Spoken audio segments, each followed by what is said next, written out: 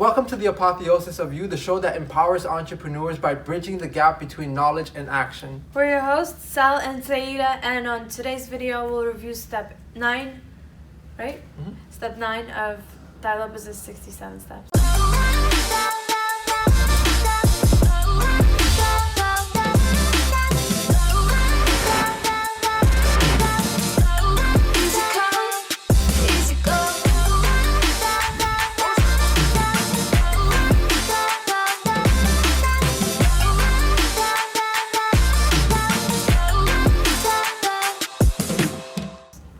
Lopez has been a mentor of ours. He has amassed a wonderful library of books that he reads every single day. He's even done a TED Talk, and he's compiled these 67 steps for us to really get an understanding of all that he has learned. And we are going through each step, giving you guys the highlights. And we are on step number 9, which is called Warren Buffett's Book a Day Diet and Making War with a Multitude of Counselors. Very colorful titles. Now, it starts out by talking about why billionaires read a lot and the difference between our rich friends and our poor friends. What do you notice about rich friends and poor friends?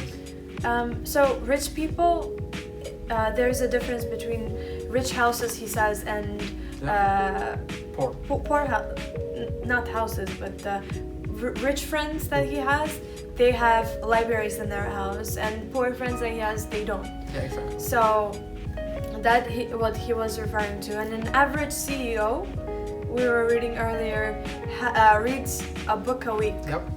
And so we have to take that into perspective of what an average person reads, which is less than one book in a month. And then that might be even less, considering most people don't have the time or don't take up the initiative to read. Reading is so significant. I know you've heard about it all your life, and maybe throughout schooling it was not something that appealed to you, because I know it didn't appeal to me, and that's because we were forced to read stuff that may have not piqued our interest. But after I dropped out of school, I began to read about things that I actually were passionate about, biographies of people's lives, how other people went from zero to becoming the multi-millionaires or billionaires that they are, and that opened up my mind. And so it's a matter of finding things that we're curious about, things that open and engage us. And the word reading doesn't sound sexy. It sounds very boring. It sounds like you're having to put in effort to do it.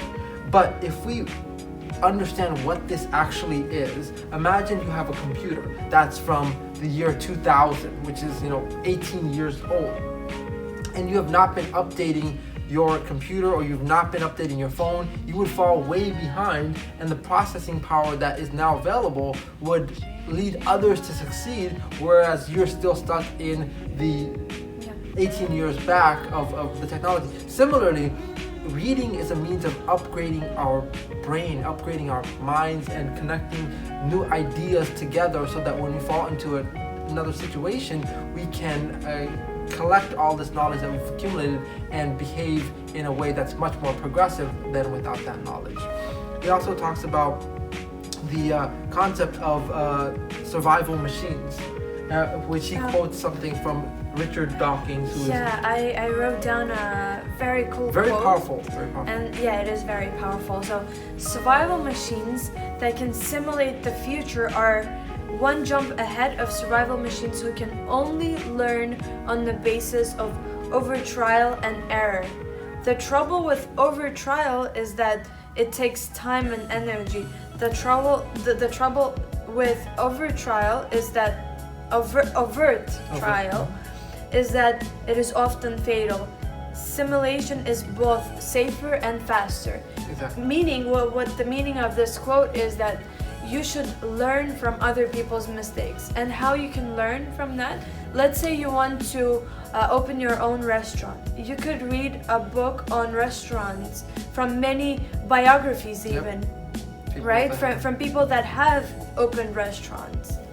And if you get enough perspective, you simulate to those people that have actually opened and that have an experience. Exactly, because of that. In order for you to make all these mistakes, because you do learn by making mistakes. Hopefully you do, or else that's you're gonna keep making the same mistakes. But what's better than learning from mistakes, your own mistakes, is learning from the mistakes of others. And you can, those are much less costly in terms of time, effort, energy, heartache, and headache. So learn from other people's mistakes. And these wealthy people, not just wealthy in finances, but wealthy in other aspects of life, like someone may be very knowledgeable on how to start restaurants, how to have successful relationships. You don't want to go through 9 or 10 different heartbreaks before you learn enough by trial and error to get the next one right. Yeah, my mom was always telling me, Seda, you have to learn on other people's mistakes. And I was like, no, Mom, let me make my own. And in the end of the day, I used to tell my mom, Mom, you were right. I should have learned from other people's mistakes rather than my own. Biographies are a great way of doing that. So read as many biographies as you can of as many people as you can. And he also talks about going to war with a multitude of counselors, meaning that if you are going after something, going after it with a team gives you a lot more of a probability of succeeding, because we are not all talented in everything. We can specialize in certain areas, and by leaning on each other's specialties, we can conquer the difficulties and obstacles that come up. Most people that tend to succeed where there is a team in place as opposed to doing alone. Yeah. He also said something that's a bit harsh, which he says, Ty noticed that the only people that work alone are his poor friends. That gets the point across. So build yourself a team of people. You know, can you imagine Facebook if Mark Zuckerberg was the only one? He's like, you know, he's not going to work with everyone else. The team now is very massive. Behind great people, they have a huge team. When we went to Gary Vee's event, when we went to Grant Cardone's event, we saw those people, those big names out there, they have a huge team behind them. We went to VaynerMedia, right? And there was a lot of people that were working for him. And he just brought, like, I don't think he could have brought all of them. Right. Right? It was just, you know, it was a small part of his team that he has brought in with him. But it was a lot of people. So know that behind those great people, there is a lot of different assistants and such. And support.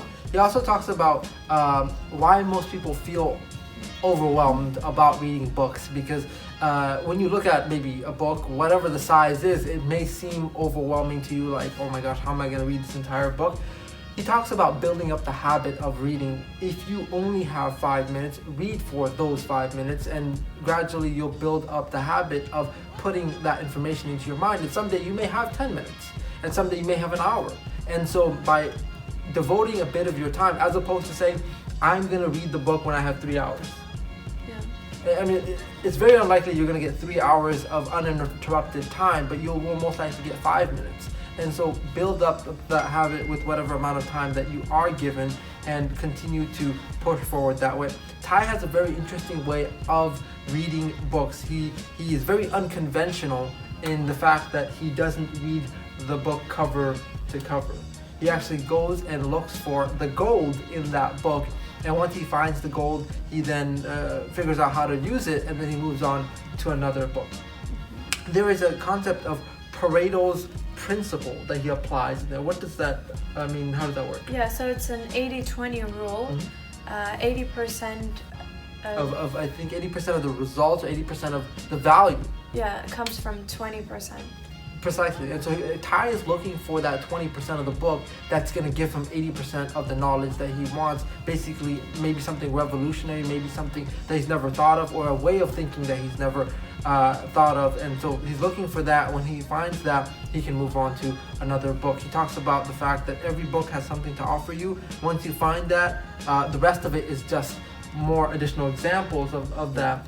I love the fact that he points out something very interesting, which is when an author, that every book can be summarized onto one page, the main points of it, right? But if the author was to bring that one page to the publisher and say, here's everything I want to get across to my audience, and it's just one page, the publisher would say, I can't make a book out of this. You got to make it, chapters and this whole book, and so I can sell that. So realize that all the main points can be put on one page. The rest of it are stories and analogies to get those points across to you. But if you can get those points, then you can you have the gold from that book, and you can move on to another book. Ty recommends reading books at various points of the day. I think in the morning. In the morning, he says, I think, read a biography. Yeah. And then in the afternoon, read a how-to book. And then before sleep, read. I think he even. Third category. He said books. Even something fictional or something to. No, not fictional. Ignite the imagination.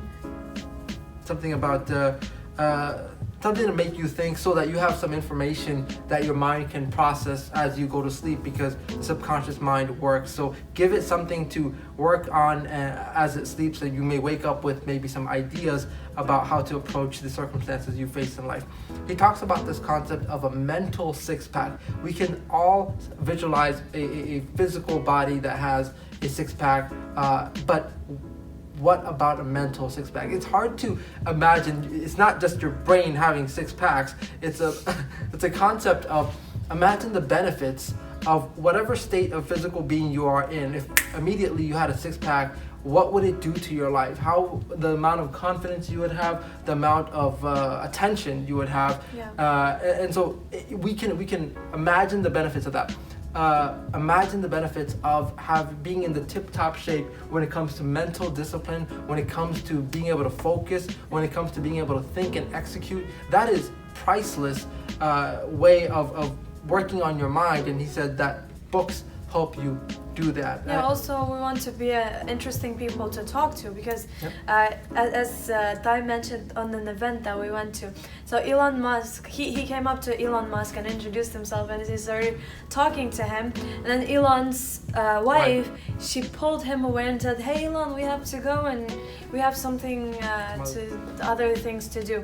And Ty was kind of a little disappointed, and he was just standing there, and then Elon was just like looking at him, and I'll come back. And then after a while he returned, like not even 10 minutes passed, he returned and he continued the talk, because he saw how knowledgeable Ty Lopez was. I mean, imagine reading one book a day, what type of mind six-pack he has, right? And how interesting those conversations are. He can pull from different books and say interesting examples. And quotes. And that's a lot more interesting person to talk to than someone that doesn't have any of that resource to pull from. So very cool, very interesting way of becoming more interesting.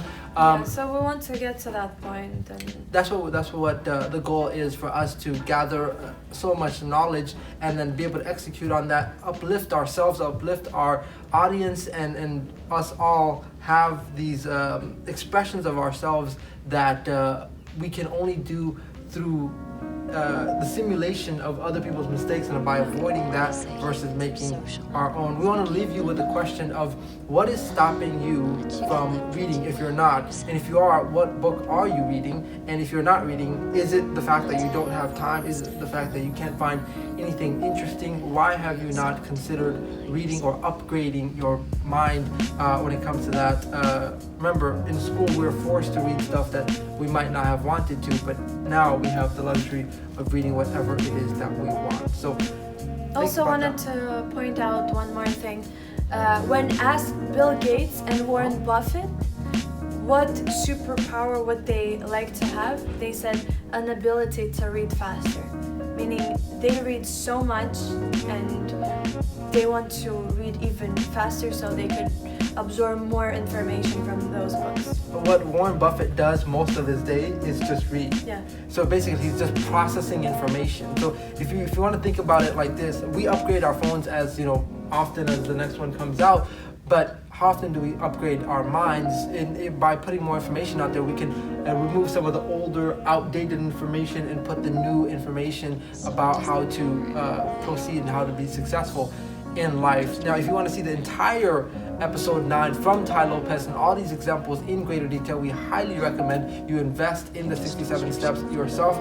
That's over 67 hours worth of Ty's wisdom that you get for just a flat rate of how much?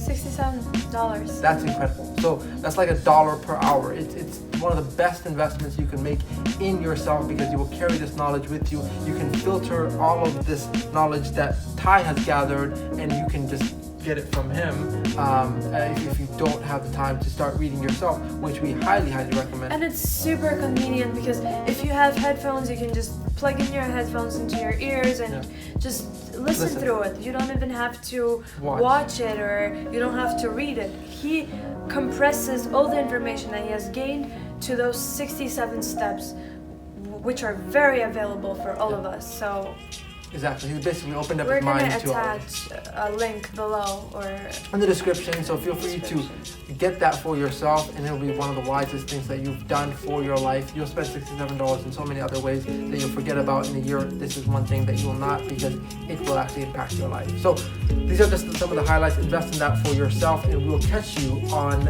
episode number 10 of the 67 steps. Thank you for watching. Take care.